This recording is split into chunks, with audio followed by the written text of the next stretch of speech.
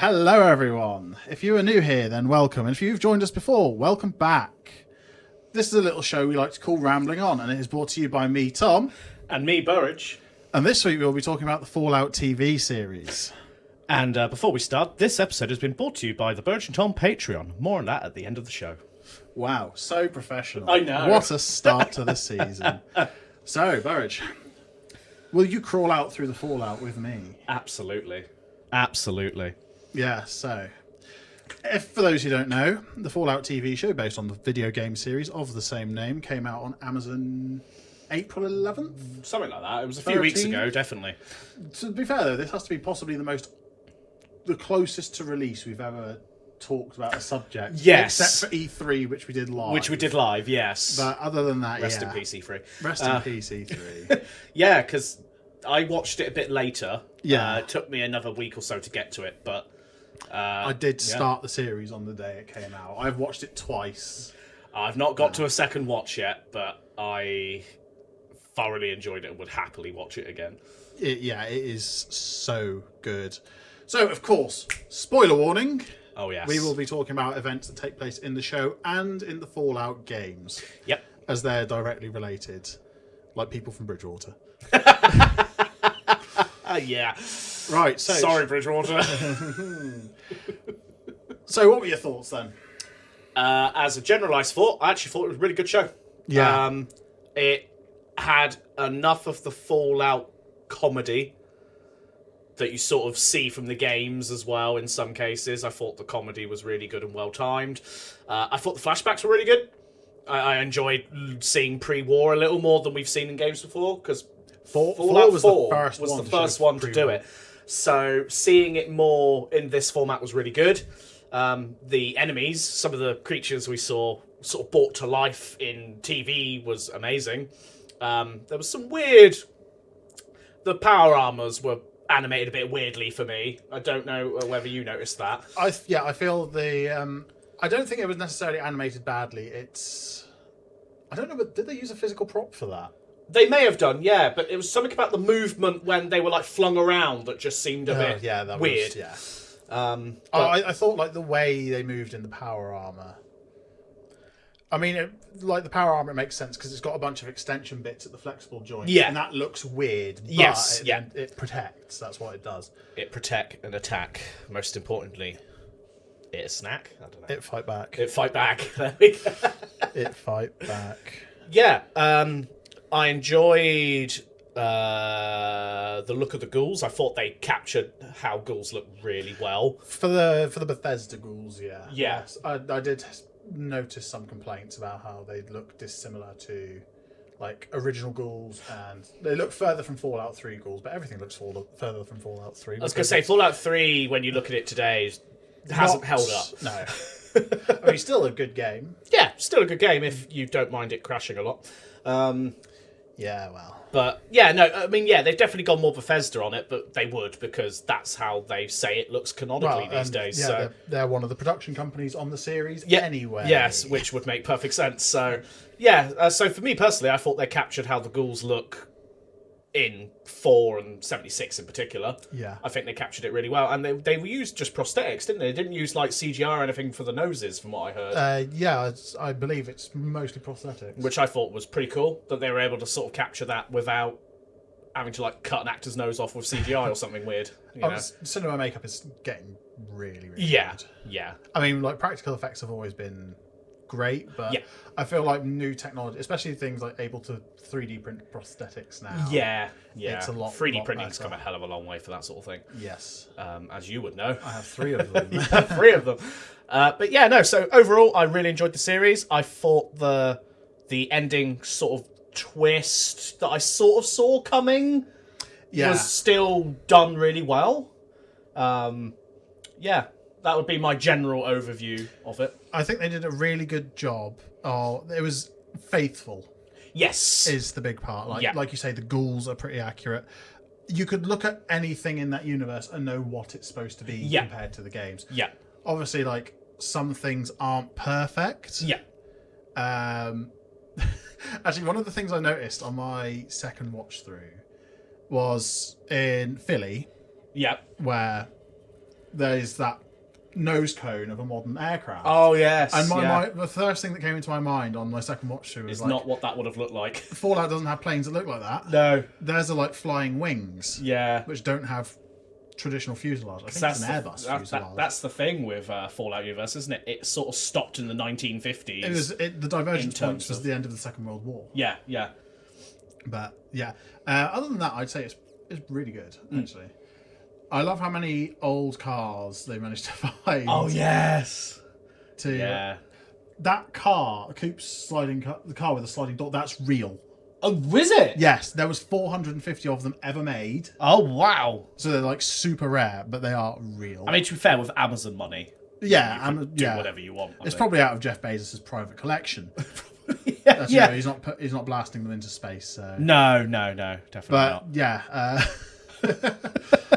it's such a cool car that. Yeah, and in the opening scene as they're leaving, and there's that red sports car. It does look like the Corvegas from the game. Yes, yeah, it does actually. I think it helps that the game designers took inspiration from real life. Yeah, which I think helps a lot because they, as I say, when you say they diverged after the Second World War, you know, they've sort of gone to the tech of that time and then just sort of atomized it a bit. And it's atom punk. It's like futurized in its own weird way. Yeah, atom punk. There's a lot of punk things, steampunk being the most famous. Yeah, I'd say. Yeah, but there's like solar punk and everything, which is pretty cool. Okay. But Fallout is possibly the only example of atom punk out there. Or the only big example. Atomic Heart, that game that came out a while ago and everyone was a bit weird about. Oh, yes, I think I remember that. That's atom punk. Yeah. I think Fallout is because some people were like, "Oh, what about Elder Scrolls as a series?" Blah blah blah, and it's like, yes. The difference is though, there's a lot Elder of Scrolls is high fantasy. You could turn it into any generic high fantasy series, whether that's... I say generic, I don't mean Lord of the Rings is generic, but, you know, you could turn it into a Lord of the Rings type thing, you could turn it into a Game of Thrones type thing. It's not... Elder Scrolls is unique for its games. I don't think you could make it unique enough for a TV series because of the way the lore is as well. It would be really difficult. Yeah. Fallout, however, translated perfectly. Yeah, it did really well. I think also... Amazon wouldn't necessarily want to produce a Elder Scrolls TV series, given they're working on the Lord of the Rings series. Exactly. Yes. I mean, they could save a lot of money on sets and just reuse them. Yeah, because they're like the same sort of high fantasy, which takes a lot of inspiration from medieval Europe. Yeah, absolutely. You could definitely do it. And don't get me wrong, you could definitely do an Elder Scrolls series, but I just think it would be... it wouldn't be as big a hit as Fallout. Fallout is perfect for a series as well. They both lean heavily on storytelling. Yeah. But I think Fallout definitely builds a lot more intrigue with the sinister backstory of a lot of what's going on. Yeah, like the governmental stuff and all of that. Yeah, absolutely. Whereas Skyrim doesn't really have like a big evil corporation behind everything. No, the closest thing you could get to that with Elder Scrolls universe is the Altmeri Dominion and like the Akaviri lands that no one's ever visited in terms of the game. So you could do something with it, but definitely not to the level Fallout has. No, I think Fallout's done really, really good. They're doing a second season as well, aren't they? They are. It was confirmed like... Right, okay, cut here. Sorry about that. Yeah. The camera just decided to... Well, not the camera, the gimbal decided to give up. So Patrons will see that on the outtakes. Yeah. extra bonus Extra bonuses. Outtakes. But yeah, big conspiracies. Fallout. It just works. Vault-Tec bad. It does just work. In the words of Todd Howard. It just works. It just works. I was disappointed there weren't enough glitches in the series, though. They didn't, you know... Yeah, they didn't bring over any of the bugs from the games. No. Apart from the actual literal bugs, which were quite cool. The bugs serve more of a comical thing, though, I noticed. Like, they were just in the background, like, flopping over things. Like, when they were opening up a new scene, you would just watch, like, a cockroach just flop into a window. Yeah, or there was like, 2 incidents involving rad roaches, and that was it. Yes. But I think... It's a good way, just having them as like a natural background thing to introduce them to casual viewers who don't have any info on the series. And watching Lucy just absolutely stomp them out was like, oh. Yeah, so let's talk about that. What are your thoughts on the characters? Let's start with Lucy. Okay, so Lucy strikes me as a typical Vault Dweller. I think they captured the essence of being a Vault Dweller really well. And we'll talk a little later, but they've definitely captured the essence of the vaults. Yeah. With this, I thought it was interesting that they had 3 connected vaults. Yeah, that's not a concept we've seen before. Yeah, I thought that was really interesting. But Lucy as a character, like a lot of Vault Dwellers, I would say she's quite well trained. Like, you see her training in different aspects of life and whatnot. But there's definitely a naivety to her because she's only ever lived in a vault. Yeah, she definitely fills the role of the player. Of new player. Which is what she's supposed to be. Yeah. I liked her a lot, and I think her growth it felt natural. Someone did the math on what level she would be by the end of it. I can't remember what the math was. I think she worked out to be like level 16 or something. Bloody hell. Yeah, like early game leveling in 4. Oh, yeah, true. It is really easy, quick. Especially in 4. Yeah. Yeah, because someone like their stats were released because of Fallout Shelter as well. I do have them all on Fallout Shelter.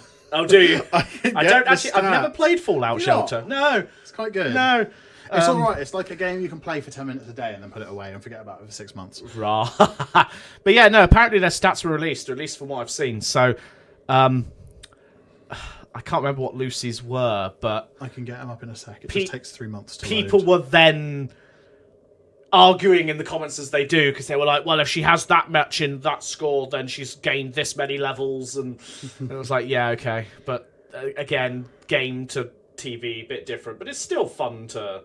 Yeah, I think if we do follow the Fallout logic of Fallout Shelter, if we're casting what info we have on Lucy in this game as accurate, you have to consider that, like, she would have high stats going into the Wasteland, because in this you can put, and in 4 you can put like weight rooms to train strength, stats. Yeah. And she was seen training in like the initial scenes. You can train all of your stats. So yeah, it makes sense that she'd have more stats, but people don't necessarily look at it that way. They just see, well, she should be level blah blah blah. Lucy, let's see, she has moderate strength, high perception, decent endurance, decent charisma, higher intelligence, decent agility, and decent luck. Yeah, pretty decent all round. Yeah, just a good all rounder. I mean, like a bit higher than average on all the levels, but yeah, nothing spectacular. But yeah, so I enjoyed her character. I enjoyed the slightly rebellious streak she had as well, particularly towards the end of like the first and second episodes when things were going down. Yeah. That was interesting as well. Like when they bought Vault 30, they were Vault 33, weren't they? They bought people who were from Vault 32, and I used that air quotes for the podcast listeners, audio version, because I had an uneasy feeling about the Vault 32ers from the get-go, because they were like shrouded in darkness to begin with. Then only one character steps forward. Her dad, who is the overseer of Lucy's vault, seemed to recognise her, but didn't seem to react in necessarily a friendly way to her either. More of a, sort of surprise that it was her. We'll talk about this character. But we will talk about that character. And then all these other characters from Vault 32 were in the darkness, and you don't see anything of Vault 32 for a couple of episodes, I don't think.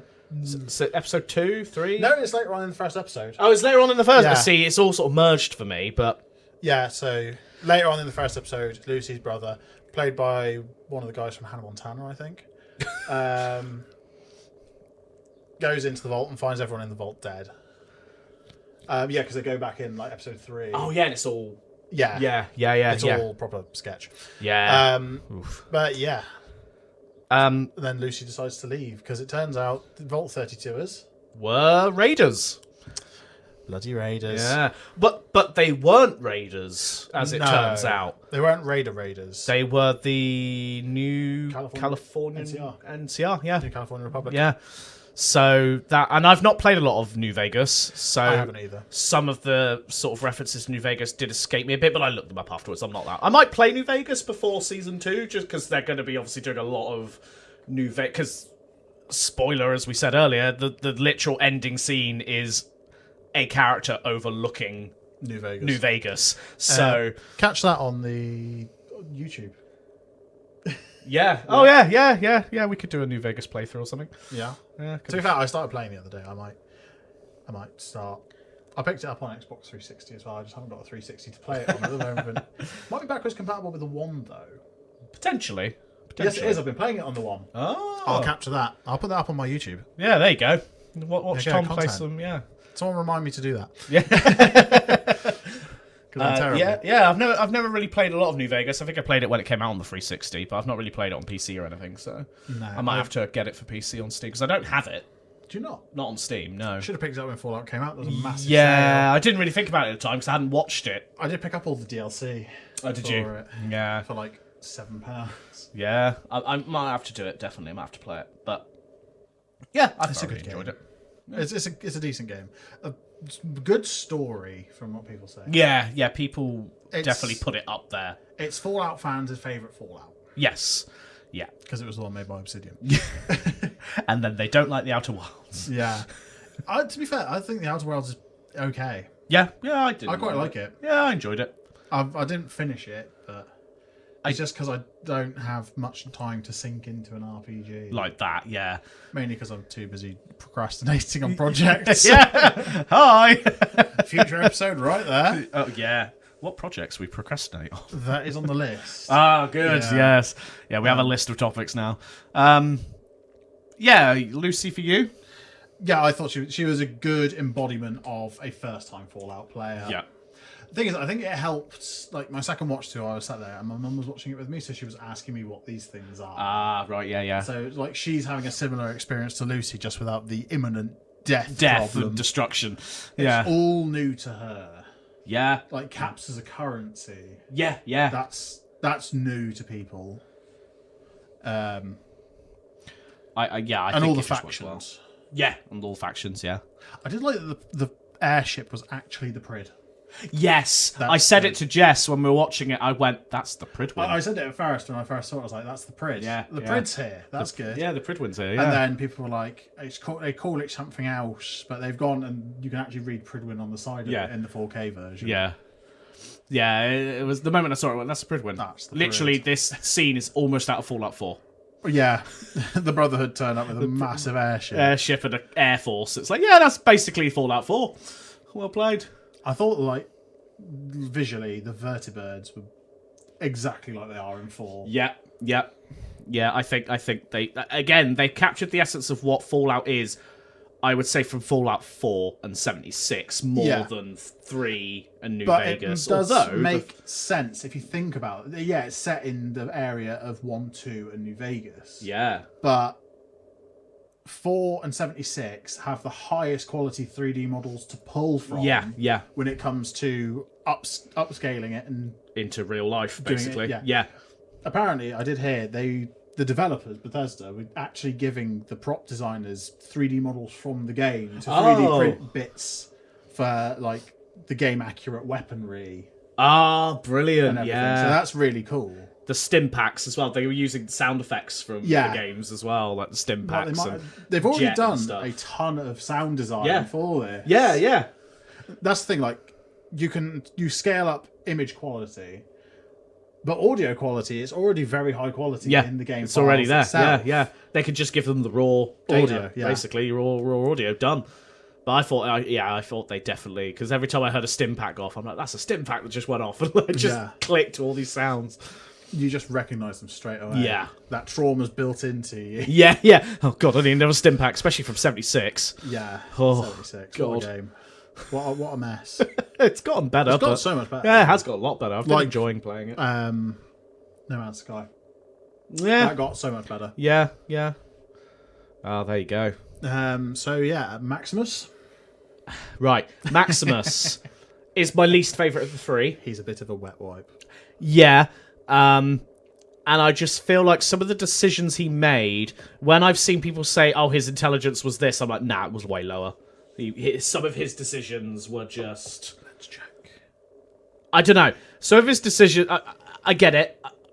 How would you react in that universe? I don't know. His lowest stat. It is his lowest Which stat. does make sense. Yeah, it does make sense. And I would say his charisma's not great either. He's got pretty high charisma in... Yeah, see, I wouldn't put his charisma very high. I would say his endurance is like a 10, because my God, that man's nose, how did that stay on? The amount he got punched in the face is unreal. But I don't know, he was the weakest character for me, I think. I think I just didn't enjoy how he dealt with things. I think a lot of that was due to being brought up in the Brotherhood. Potentially, yes. Yeah. As I say, I don't know. He just didn't resonate with me as much as the other two. He was the weakest of the three for me. Yeah, he's not a very strong character at all. No. And I think that's why it ended the way it did. Yeah. I suspect he'll be more of a reoccurring character more than a main cast. I think it'll follow more. I think we'll see him leading the Brotherhood in everything that happens in season 2. Yes. Yeah, definitely. It's how he changes, I guess. We might see a different Maximus in season 2 based on those changes. Is he going to reunite with Lucy? Or is he going to be more of an antagonist? I found the whole, sort of pseudo-romance thing between those two very forced. Yes. I wasn't a fan of it. Yeah, no, we were, I don't know. The Brotherhood's coming to fucking murder us. Let's fuck. Kissy. yeah. Let's fuck. Let's not. What was one of his lines? Oh, you want the bit where you make my cock explode or something? That was physically cringeworthy. Yeah. I was tempted to jump out of the nearest window. I got the impression from that, because of the room they were in, they must have pumped a load of chemicals in to make them a bit euphoric. Possibly. Because if you remember, just after they had this little scene, it zooms out of the room and it says test subjects. Yeah, but I think that's a holdover from what the vault was before. Yeah, potentially. But I don't know. I just get the impression... That whole vault was just weird. Yeah. I have a feeling, because the whole culty thing as well seemed very euphoric. I get the feeling the food and the sort of supplies, and there was definitely some element of... Maybe they were still continuing the experiments. Yeah. Maybe that's the dark part. Because the overseer is a fifth... That was funny as well. It's like a 5th generation of that family who lived in the vault, so he is a vault dweller. Yeah. Well, he's a descendant of one of the experiments. He came from the surface. Oh, he came from the surface. His family. Oh. But he's been in the vault a long time. Yeah. What was the name of his great uncle or something? Oh, it was the Gulper. It was the Gulper, yeah. The Gulper was his great uncle. Oh, that was so funny. They're just weird axolotls. Yeah. But yeah, that whole vault was just weird. I mean, it's peak Fallout. Yeah. It's still not as bad as some things like Hallucinogen Corporation in Fallout 4. No. They're saying that all their test subjects were unwilling, so... Yeah. But no, I definitely think there was some form of euphoric gases or something going on there, because it was very out of place in that scene for them to all of a sudden just go, let's fuck. Lucy was just like, well, to be fair, that could just be her idea of what to do when she's bored. True. We don't know how they were raised in the vaults. In Vault 33, at least. That is potentially true. Maybe we'll find out more. Maybe we'll find out a bit more going into season 2. But I don't know. At that time, it felt a little weirdly out of place, to the point where I'm just like, maybe they're pumping gas in there and making them feel all ooh. Maybe it's just California. It's just California. Okay, that leaves one main character. The Ghoul. My favourite of the 3, I think. Although Lucy's up there. I find it interesting how, because we know a lot more about the Ghoul than anyone else, really. Yeah. I mean, obviously, we know Lucy's a vault dweller. There's only so much you can know about a vault dweller, because their whole life is just those corridors. And in a way, a lie, depending on what type of vault they're in. Yeah. Well, even the control vaults tend to be lies. Yeah. The ghoul for me, his introduction was very interesting as a ghoul. Yeah. Obviously, we knew who he was pre-war because he's in the initial scenes, but the more we learn about him, we definitely learn the most about him throughout the series as well. The cutscenes are all about him, which makes sense because he was the only pre-war person there. I'd say he in the entire series, other than like the Vault-Tec management, he is the person who has the most impact. Yeah. Throughout. And the twist at the end with him and Lucy's dad being from pre-war, was a very interesting, like, because when they started building up to it, it's like, wait, because they showed that scene with him seeing Hank, and by this point he's already heard something said about bombs being dropped by Vault-Tec to basically start the whole. We'll talk about that in a minute. But we'll talk about that. Yeah. But him seeing Hank and then being like, and then him going after him, basically. Yeah. It was like, oh. So there was a lot of twists and turns there. But the ghoul, for me, is definitely the most fleshed out character. Yeah, which is ironic. But yeah. Yeah, the ghoul is... I think it's interesting because obviously, like, in the pre-war time, we only know him as an actor. Obviously, he did serve in the Marines beforehand. Yes. But if you forget that fact, you're like, well, how has someone gone from acting to being this badass assassin? It's because he was an assassin, basically, beforehand. Yeah, he went for the Marines. Yeah. Like, man must have VATS active constantly because he never misses a shot. No, he doesn't. He's incredible. Man must have, like, the highest, whatever... Is it agility? It's agility or perception, yeah. One of the two. Yeah. The VATS uses. Yeah, Dexterity. Dexterity, yeah. Yeah, like, he is incredible. He's just nat 20s constantly. Yeah. But I like that the pre-war knowledge comes in, not only in knowing who Hank is, but the weak points in the T-60. Yes. Armor. Oh my god, That's that was so cool. good. Watching the Brotherhood get absolutely annihilated by one ghoul just because he knows the weakness. There's a weak spot in the welding. Oh yeah, that was great. Immediately obliterates the lights. It's a whole lot.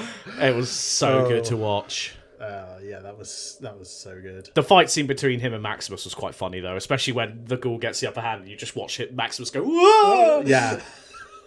It's like, you got fucking owned. Man is clearly using his knowledge of having driven a T-60 to his complete and utter advantage. Yeah. And the advantage of knowledge in general. Yeah. Like, knowledge of pre-war, how everything was, the fact that they haven't fixed these issues because the Brotherhood themselves probably don't know about the issue. No. Well, they can't. Who has a T-60 production line anymore? Yeah, exactly. The ghoul is definitely the cooler. Yeah. Yeah. He has the most impact, like you said. Yeah. On it all. And I think Season 2 is going to be very interesting with the ghoul and Lucy going after Hank, basically. Yeah. Especially where Hank's gone. Yes, yeah. Like, it feels like Bethesda are definitely sort of... Because for many years, it feels like Bethesda have distanced themselves from New Vegas as a concept. Yeah. For some reason. I don't think... It's not so much like they've distanced themselves. It's just they haven't set a game in that part of the world. Yeah. Out of the 3 they've developed, which is half the series, yeah, all of them have been West Coast. Or East Coast based, even. Yeah. Whereas the first... But it's also when you when people talk to them about New Vegas, they get a bit like... Yeah. Todd Howard has come out and said that he does enjoy the game, though. Yes. After this came about. This has come about. So, who knows? Maybe a rift is mending between them and Obsidian? Possibly. Maybe, because they are also talking about wanting to produce more Fallout games while not having to make people wait because they're developing Elder Scrolls 6, for example. Aren't Obsidian under... They're under Microsoft as well. Yeah, yes, so they are. They're both under the same umbrella. So maybe some... Because the whole Fallout, pun intended, between Obsidian and Bethesda was over Metacritic. Oh. Because... Metacritic just sucks anyway. Yeah, because there was... I don't know how true this is, but I believe they were 1 point off the score they needed to get bonuses. Because that was when companies did bonuses for Metacritic and stuff. And Fallout New Vegas was 92 on Metacritic or something like that. Okay. And it was meant to get 93 or something ridiculous. So they missed out on a bonus. So they missed out on like this whole bonus thing. And then they've never been allowed to do any more, and they've wanted to. So I don't know. Maybe with Microsoft owning them, because I mean Obsidian are doing their own Elder Scrolls-y type series now as well. Yeah, I can't remember what it's called. I have seen people saying like this is absolutely the time to announce a new Fallout game. Yeah, I think so. There'll be so much hype. I think so. But they definitely need to do it while keeping people like me happy and making Elder Scrolls 6, please. Please. Fuck the Elder Scrolls. Who cares? I'm sick of Skyrim at this point, please. Well, the thing is, Fallout 76 came out, 2018? Came out 4 years after 4. And then it's just been updated slowly ever since. And then with Skyrim, for example, they've sort of gone... 2011 was the last actual release of Elder Scrolls. If you ignore online and Blades and mobile games and things like that. But I think because Fallout as a series has done so well, they absolutely should just get another developer in and make another Fallout game. Doesn't have to be Fallout 5. Yeah, they don't... Although Fallout 5 wouldn't be bad considering it came out 10 years ago now, so, 4. So a Fallout 5 wouldn't necessarily be unwelcome, I don't think. But Where do you think they would set it, though? I've heard the idea of Florida floated around a lot. Yeah. Imagine all the geriatric ghouls. Oh, yeah. And, mutated I mean, I think somewhere maybe they haven't really looked at before. I think Central America could be, Central USA, not Mexico. Yeah. Todd Howard has said that he's never leaving the US. Which, fair enough. Yeah, I mean, that makes sense. I mean, he's probably said that off the back of the modders doing Fallout London. I'm looking forward to that coming out. Yeah, I want to see what people's interpretation of how other countries... And remember to please mind the gap. The gap, yes. I think when that gets up and running, I know they've been held up because of Fallout 4 updating. Yeah, the next-gen update. Yeah. It adds, Enclave remnants and things to 4. It's meh. Yeah, it's not. I've been playing it, but not because... Ultra-wide support is still not supported properly. No, it's not. It's Bethesda. I don't expect them to do it right. I'm sorry. I love them. I love their games. Except maybe Starfield, but that's another topic for another day. I still haven't played it. I played an hour. And you know me. Yeah. I'm a Bethesda through and through. I love their Fallout games. I love their Elder Scrolls games, which is the 2 they're known for. Have they done other games? Yeah. Yes, sort of. I don't really know what, though. But either way, I am a big fan of Bethesda, but I am also someone who understands and criticises their weaknesses, and they have a lot of those. Yeah. I guess, though, we've covered the main characters. Yeah. I want to talk about Moldava. Okay. Yeah. How? Just fucking how? In what way? Right, how many years is this set after the bombs fall? 210? Yeah. 230? Something like that? Yeah, How the fuck is she still alive? And looking that good, to be honest. Well, I've heard the theory she's the Vault 31er. Oh. Against her will. I was going to say, because we've seen Vault 31 and what it actually was. Yeah. Because they had the little robo brain in there. God, that was funny. Bud. Yeah. That bell end. If I was normal, I'd kick him in the fucking head. Yeah. It's just the fact that he was a comedy character, but he was there to... He was taking the piss out of management completely and utterly. Yeah. But he was his whole point was comical, but with a serious undertone of pushing that bit of story forward and lore forward. Yeah. Because obviously we now know what happens to Lucy's brother there, and that'll be interesting for season 2. Yeah. Because as far as we're aware, he's now... and for context, Vault 31 is the vault that, as far as we know...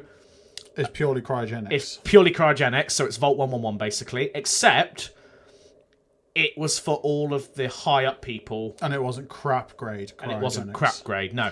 I have seen a lot of people criticising that jump from sketchy cryo in 111 to 31. But I'm following the theory that the failure in 111 wasn't technical, it was someone turning it off. I think it's the Institute. The accepted canon. I think that's what happened. Yeah. They turned it off, except for the one with Lucy, not Lucy, sorry, the one with the mum and dad, depending which way around you go. Nora Steve, or whatever he's called. Nate and Nora, that's it. God, why do you have to begin both with N? No. And one of those parents dies and they take Sean, and that's a whole story of its own. Spoilers for Fallout 4. I've only played the start 6 times. Yeah. Only 6. And then might start another playthrough. They keep, because the plan was not to kill either parent. Yeah. They want to keep both parents alive. But I'm pretty sure at that point when they release Sean, they've killed all the other inhabitants. Yeah. And they've just left those 2 alive, but then Kellogg shoots the other parent, leaving 1 alive.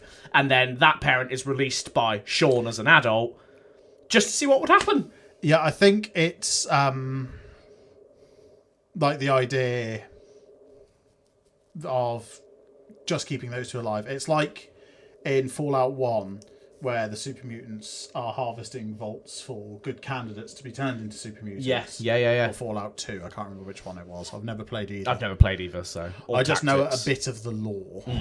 But yeah, it's like that. It's the Institute's pre-war gene pool to draw information from, basically. But it's interesting because this cryo vault was for all of the managers of Vault Tech. Middle management. So, as far as I'm aware, Hank was there, of course, and then he was released at some point, but we don't really Betty know. Was there. Yes. Yeah, because Betty is the Ghoul's wife, right? Have I got that mixed up? No, she's different. No, she is... We've seen her pre-war. We have. She's not the Ghoul's wife. Right, okay. Because the Ghoul's wife was part of management, so I assumed she was there as well in that vault. The question is she going to be one of Bud's buds, or is she... I think she's higher management than that. Oh, true. Yeah, she was probably top there, really. So she's somewhere She could else. be in the cryo tubes, but she could also be in somewhere completely different. A different vault, maybe near a New Vegas. We have yet to see. Well, I guess we'll find out. No, for some reason I had it in my head that... Yeah, okay, that makes sense. I don't know why. I probably lost track there slightly because we binged it in one day. Yeah. So the whole series is sort of merged into one for me. I definitely do need to do a second watch, but yeah. So it's all these middle management, and they're slowly trying to breed a program of superior managers to take over the Earth, which is what the Vault 33 and 2 were meant to be. Yeah. Well, I don't know about breeding 32, pool. but 33 was. 33 and 32 were the breeding pools, and they would keep they switching. would switch. Yeah. Like vault dwellers between 33 and 32 to keep the gene pool that's cleaner. Right, that's right, yeah. So it's not just, yeah. It makes sense. Yeah. Sometimes the gene pool needs a little chlorine. But I definitely reckon she must have been in the cryo. Or somehow. Yeah. She must have been in cryo somehow. I did see the theory that she was in a private cryo suite.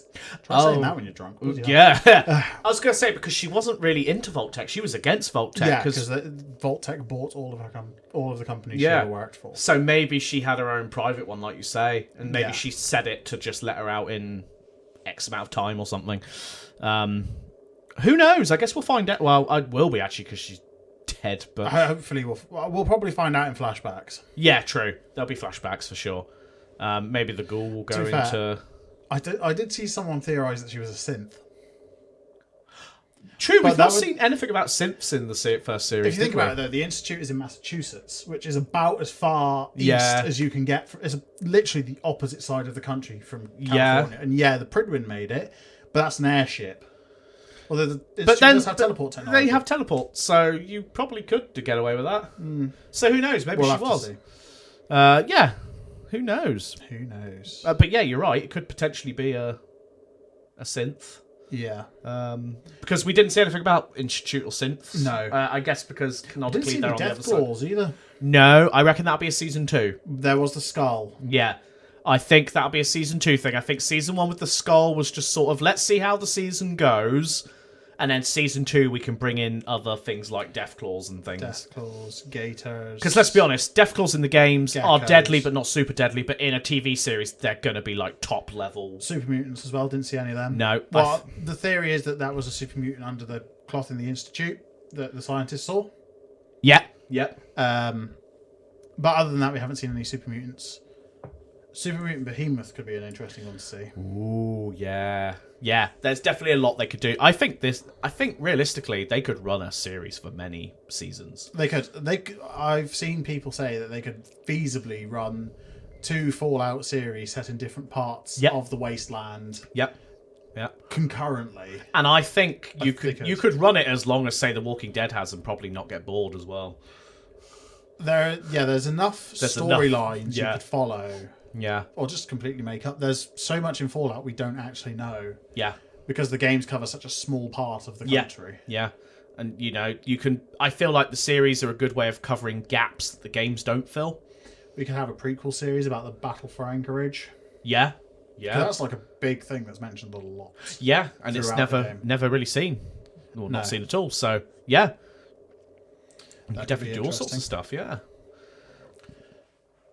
Todd Howard, steal our ideas. Make more Fallout for me. Yeah. Thanks. And subscribe to our Patreon, Yes, subscribe to our Patreon. Big fan. At least give us the £5. Yeah. If you're going to steal our ideas, give us £5. Any other minor characters? Coop's wife, obviously. Yeah. Lucy's mother. That was a twist. Yeah, she only shows up as a ghoul. Yeah. Feral ghoul at that. Feral ghoul who's literally fallen apart. Yeah. They just kept her tied to a chair, basically. But that was interesting. My favourite side character. Okay. Oh, it's a toss-up, actually. Okay. It's between the old lesbians running the shop. Barb, get in here! Yeah. I'm eating my beans. Yeah, that was good. That was brilliant. And the crazy chem selling guy who's trying to fuck chickens. Yeah. I'm not into him because of his chicken activities, but he's nuts. He's nuts. Yeah. Oh yeah. Do you know what? No, I think I agree with you. The 2 lesbians were just so funny. Get in here, Bob. Get in. I eat my beans. A vote dweller. Moldaver. Get in your room, Barb. Get me the box of feet. Get me the It's under the defibrillator. I'm not saying I told you so, but it wasn't under the defibrillator. Such good characters. Yeah. That's the thing, though. Like, something that makes Fallout as a game is how much background stuff there is. Like, you can talk to everyone. They might only give you a couple of lines, but you can talk to someone and they have a whole dialogue tree, and it gives you, like they murdered their family or something. This is something Bethesda have always been very good at. Yeah. They're not necessarily very good at making a core game. They're good at making the sandboxes for them, and then the modders normally finish the job. But they are very good at world building. Bethesda's world building and interesting places to go that have no relevance to anything, but they have a whole storyline sometimes. I think they are very good at the world building aspects. But the actual games themselves normally do better when the mods come in. Yeah. I think it would be very interesting to see if Bethesda and Wizards of the Coast joined up for Bethesda did a whole world building thing with the D&D system. I mean, obviously there is Fallout, the TTRPG. There is a Fallout one, there's a Skyrim one, and I think there was an Elder Scrolls Online tie-in as well. I do think, though, if they made a complete world from scratch for it, Bethesda could do so much with it. Yeah. I mean, hit me up, Bethesda. I love world building. We could use my world if you want. No, they're very good at creating a world. Yeah. The world building stuff is probably their best. And then the gaps are filled in by players. Yeah. Really, they make their own lore. And I think that's brilliant. And that's why no one agrees. Well, that's the thing. Because everyone's canon's different. Everyone's canon's different because the idea with Bethesda games is... Elder Scrolls, the way they get around branching paths is the timeline's split in what's called a dragon break. Okay.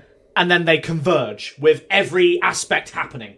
Okay. So all the timelines split. So one player, say, joins the Dark Brotherhood, and then the character maybe doesn't and joins the Thieves Guild, and they join all the different guilds and do all the different things. And then at the end of all those timelines, it converges back into one. Okay. And that's called a Dragon Break. And the idea is that's Bethesda's way of, one, getting away with just allowing everything to happen at once as canon. Yeah. Makes everyone's game canon, depending how they play. And it's just a way of basically making everything canon. How's the timeline supposed to get back in track when I never finished Skyrim? And uninstalled the game. Then you're fucked. My timeline's not Your canon. timeline is fucked. Alduin has eaten it. It's all Lovely. gone. But I don't think Fallout has the same system. No, because Fallout... does Skyrim have multiple endings and like the other Elder Scrolls, or is it all sort of one main ending? So the main quest has one ending. Okay. You know, you defeat Alduin. Example for Skyrim, you defeat Alduin. Yeah. In Elder Scrolls Oblivion, you defeat Dagon. Okay. And Morrowind, you defeat Dagoth, I think is the ending. Either way,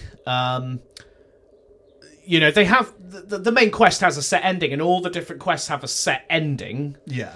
But how you do them and in what How you get to order, that, how yeah. you get to it is entirely up to you. So it's different from Fallout where you have multiple ending choices. Yes, yeah, because, with Fallout you join a different faction and that's your ending. Yeah. I think Morrowind had a bit more of that, but I can't be 100% sure because it's been a very long time since I've played Morrowind properly. Yeah, because it's like New Vegas, you can choose to join the Legion, NCR, Yeah. Mr. House. Yeah, because Fallout 4, for example, for a more newer reference, is you could just do it from the Minutemen. Yeah. You could join the Institute and destroy everything. You could join the Brotherhood and destroy everything, the Railroad. No one's ever joined the Railroad. I did do a Railroad playthrough. I've done a playthrough of every single one. How could you?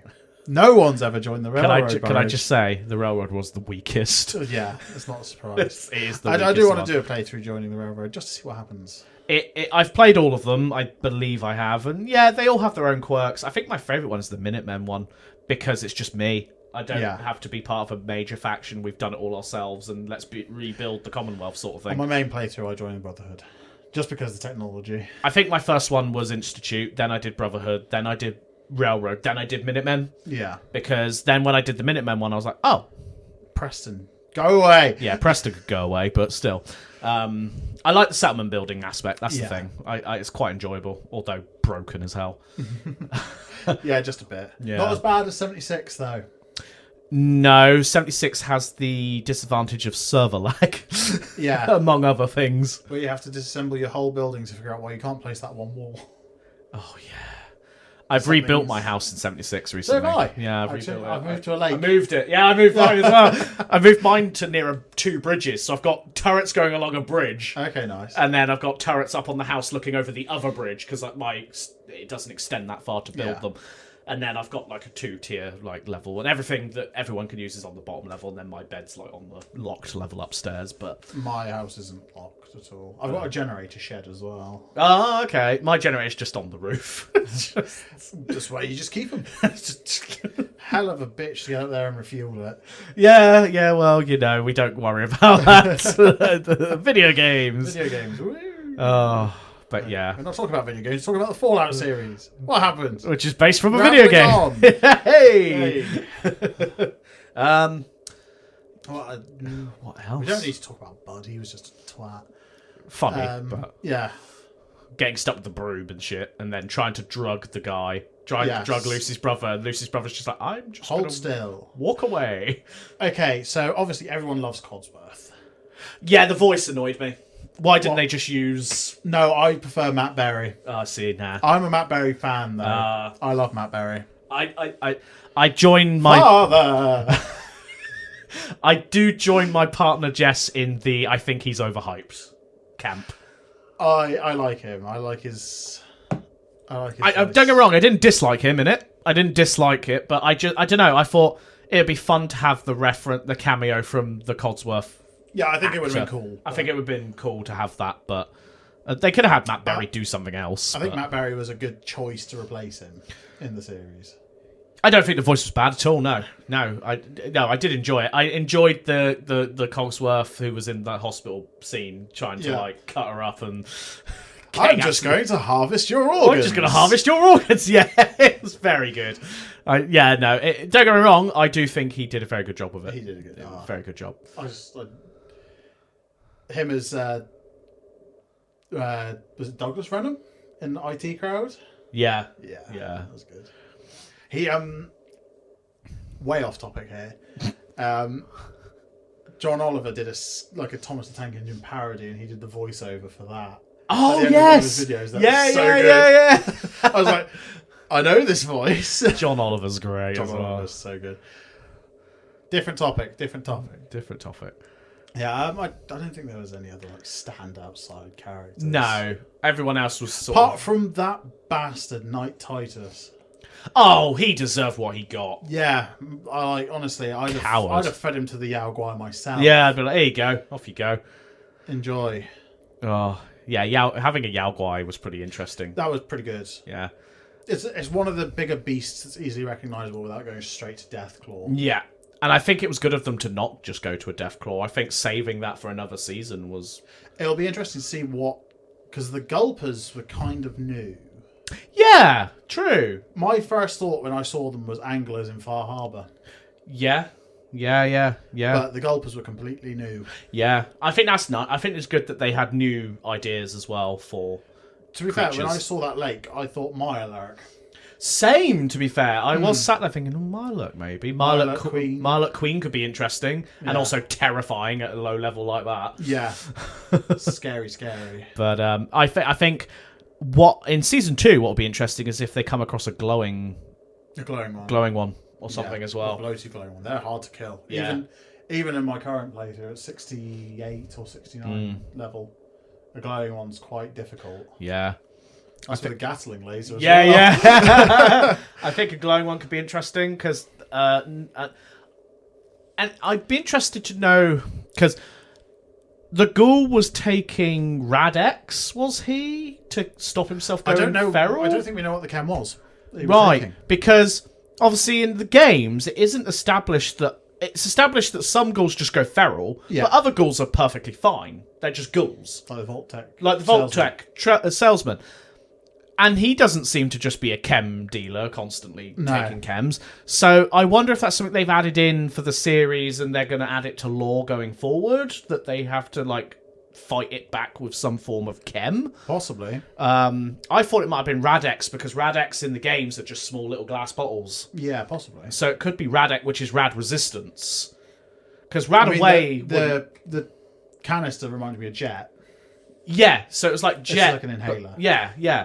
So, I don't really know what it was. I don't know if they established it or not. I don't think they did. No. But I thought it was Rad-X just because it's rad resistance. Yeah. Although they're ghouls and they're already resistant to it.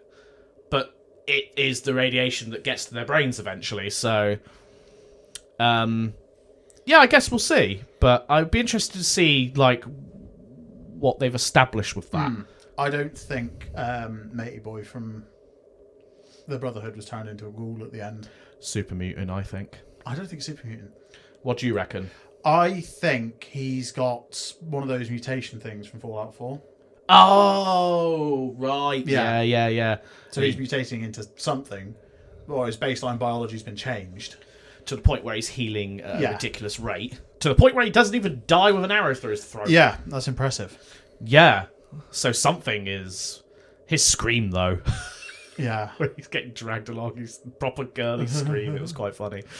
Yeah, I reckon he'll come back in season 2. Maybe we'll see him more transformed into what he's going to become. I think he's my favourite Brotherhood character. Yeah, I could see that. Yeah, desperate to just do anything to get back. And then, my God, his foot was mangled as well. Like, jeez. Absolutely mangled. Although, I don't forgive him for what he did to the dog.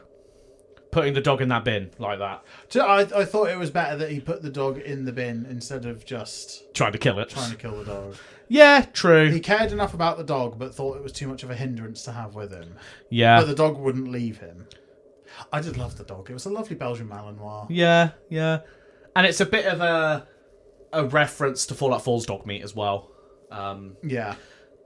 Rest in peace, the original actor for that dog as well. Yeah. Because it was one of the developers' dogs. Oh. Yeah. Oh. I love a German Shepherd. Even. I think it was she. Yeah. But yeah, so I think that was quite cute. And the fact that it's now travelling with the ghoul and Lucy as well. The ghoul stim packing it and it just jumps up. Oh, I'm fine now after you stabbed me. Yep, stim packs truly working as they do in the game. Yeah. I love that. I love they gamified it a bit.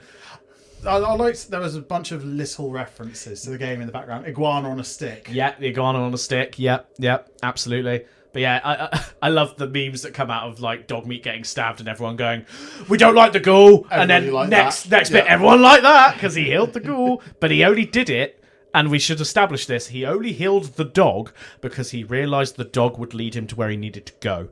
It wasn't out of there probably was a little bit of out of love because of his have a dog because he's shown to have a dog in before the war, but I think most of it was advantageous to keep that dog alive. But absolutely. I think now the dog has served its purpose. I don't know. He might keep the dog around just for sentimental. I think that's what I mean. I think he will now keep the dog around for sentimental purposes. I think he's a bit of a sentimental old bastard. And let's be honest, I think the dog is just useful to them as well. Well, yeah, sniffing things out, a defense. It's an extra set of set of attacks. So I think the dog has gone from being a problem and a tool for him to useful and also sort of filling that hole in his life that maybe he's had for over 200 years. Missing his family, replace him with a dog. Because he's looking for his family as well, isn't he? So he's looking for his daughter. So we haven't established what happened to her yet, because we know the bombs fell and they run away on horse. I've seen the theory. Okay. And it's a quite solid theory that she went into the vault with her mother and he got refused at the entrance. Ooh. Similar to Fallout 4 with the Vault-Tec guy getting refused, but then we're getting in, Yeah, I think that might... Because obviously he went to the anti-turn Vault-Tec meeting. Yeah. Which they wouldn't have liked at all. And they definitely would have known about because Vault-Tec knows everything. Yeah, true. They know a concerning amount. That's interesting. That's an interesting theory, actually. I guess we'll find out maybe in Season 2. Yeah, hopefully. And how that reunion goes. Fingers Because crossed. if they went into some form of cryo vault and he lets them out maybe, that could be interesting. Then how does the daughter and the wife in many respects react to him as he is? Because they're not going to know anything about the wasteland. To be fair, if it was his wife's orders that took his daughter away from him, I can see him resenting his wife. Just shoots her. Quite possibly. Yeah. That's been his solution to everything else so far. It's just to shoot his problems away. But It would works. it be different? Would it be different because it's his wife and daughter? Because he wouldn't necessarily want to upset his daughter. His daughter's going to be upset she's going out into the wasteland. Yeah, yeah. Either way. But that'd be interesting. That'd be an interesting, Season 3 dynamic. Yeah, we shall have to see what happens in Season 2. Yeah. I imagine that will come in a year or two. Probably a year and a half to 2 years. Yeah. So just with the quality of production. Yeah. I mean, like you say, they've got the advantage of having 3D models from the games. Yeah. And although it might be a bit harder for New Vegas to get 3D models from, because there's HD texture packs. But there are HD texture packs. They have to add Nexus mods. So very, very nice. Yeah, and Nexus mods aren't exactly Bethesda. I don't think they necessarily would have to, because it's made under Bethesda's engine. There's probably something in the TOS that Bethesda legally owns those models. Whether that would stand with the community or not. Well, it depends how the models were made, because you don't have to make the models in the engine. No, true. But if they're released as content for that game. Yeah, I don't really know where they stand on that. No. I've never really looked into the modding TOS. I used to mod for Oblivion, but... I only mod Minecraft. Yeah. I write scripts for Minecraft, but that's a whole other topic that we'll get on to. Eventually. But around release time. Yeah. Spoilers. Yeah, I think we've kind of covered the... well, I guess the Robert series... House. Oh, yeah. Big... in New Vegas, right? Because he's just a... Big Robert Stark vibes. Yeah. From him in that meeting scene. Yeah. And clearly the Enclave guy giving the order. Yeah. To be on track. And the big thing that we said we would talk about earlier, Vault-Tec said they were going to drop the bomb first. There you go. Oh, yes. That's the revelation. Yeah. I don't think they actually got round to it. I think China beat them to it. Well, there's some interesting things in Fallout 4, actually. Yeah. You can find a bomb that's dropped that has a Vault-Tec logo on it. I don't think it's quite the Vault-Tec logo. No. No. If it's the one I've seen a picture of, it's similar, but not quite there. I mean, it could always be a subsidiary. But that's not saying that they didn't just nuke themselves. The concept there is they dropped a nuke, and the US government thought that China was attacking. True. So they attacked China, and then China attacked, and Yeah, there's they basically only had to send like one nuke to start that. there's the bomb in Megaton as well. That's unexploded. That's got a similar logo. Yeah. Not Vault-Tec's, but very similar. Obviously, like if you say this on Twitter, you will get burned alive for insinuating that Vault-Tec, the famously evil corporation, could ever do something so evil. Which they would. They and it's now absolutely canon. Yes. That Vault-Tec they are at evil. least planned to. They at least thought about it. But whether we find out in season 2 that Vault-Tec did it, maybe that'll be the revelation that they actually did do it. That would change nothing, really. No, it would change nothing, no. They're Exactly. slightly more evil than anticipated, but, I mean, you know, Yeah. They're evil. Yeah, they're evil. They are literally evil the capitalists. epitome of evil. I say evil capitalist. 9 times out of 10 that goes hand in hand, but yeah. And yeah, the energy thing as well, the arc energy, well, not the arc energy. Oh, the cold fusion. The cold fusion thing that. Well, that's now in the hands of the Brotherhood. Yeah, but it was really cool looking at that old city light up again. Yeah, that was. I'm surprised that there was that much grid still in place. Yeah, that was a bit like, what? Unless that's what they've been working on the whole time, waiting for Possibly. waiting for the cold fusion thing to come in. They're just like, right, let's get everything else ready, and then the moment we get our hands on this, we're ready to just press a button. It was nice. Yeah, it was cool. It was cool to watch. But yeah, now it's in the hands of the Brotherhood. Who knows what they're going to do with Who it? knows what evil they'll get up to. Well, that's the thing, right? No one faction in Fallout universe is necessarily good Yeah. morally. They're all morally either bad or grey. Some of them are good presenting. Yes, good presenting, but deep down, like the Brotherhood, for example, they're racist and terrible. Yeah. Institute, terrible. Pretty bad. Kidnapping children. Kidnapping and all that. children and whatnot. Replacing Random whole people. settlements Yeah, whole settlements with robots. For no explicable reason. Yeah, exactly. That'd be a good series to do.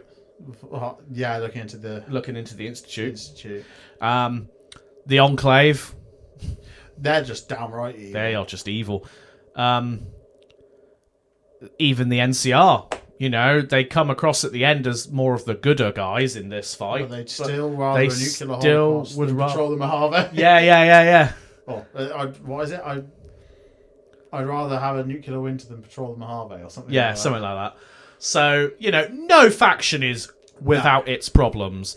They're all a bit bad. I guess the closest to being the good guys would be the Minutemen in Fallout 4. Yeah.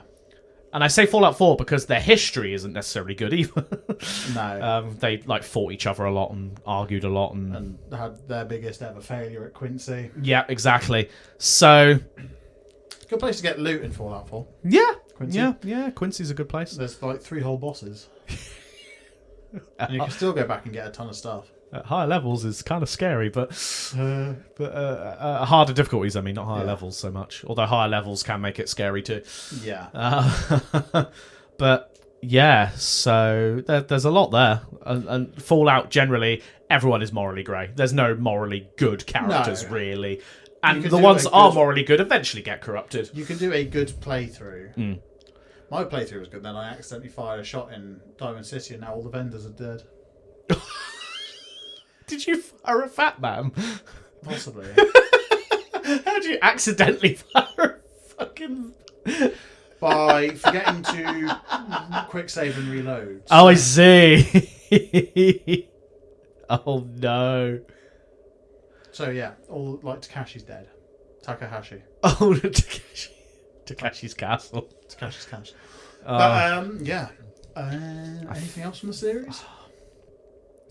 No, I think just generally it was a really good series, really strong series. I hope they was keep that up for season 2 as well. Hopefully we will get. Well, we'll be getting a season 2. We might have to come back to this. Yeah, It's season do a 2. season 2 episode when it happens. Yeah. But yeah. Damn. What a series. What a series indeed. What a series. Like, surprisingly good. To be fair, we're in an era of good video game remakes. Yeah. Super Mario Brothers movie was good. Yes, yeah, and I was worried about that one. This was good. The What else Sonic have we had? movies. Sonic movies are good. Uncharted was a bit meh.